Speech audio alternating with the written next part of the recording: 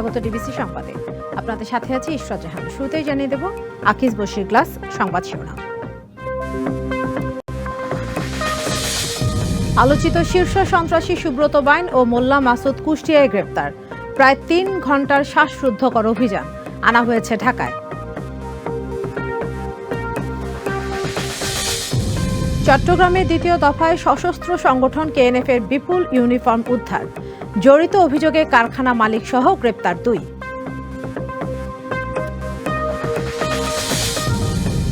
খালাস পেলেন মৃত্যুদণ্ড পাওয়া এটিএম আজহার। ১১ শীর্ষ নেতাকে জুডিশিয়াল কিলিংয়ের অভিযোগ জামায়াতের।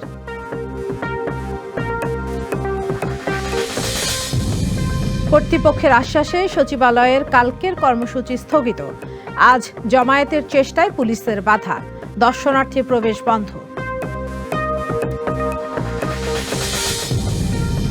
প্রধান উপদেষ্টার সাথে বৈঠকে ইতিবাচক সাড়া পায়নি বিএনপি। নির্বাচনে অন্তর্বর্তী সরকারের নিরপেক্ষ ভূমিকা চায় দলটি।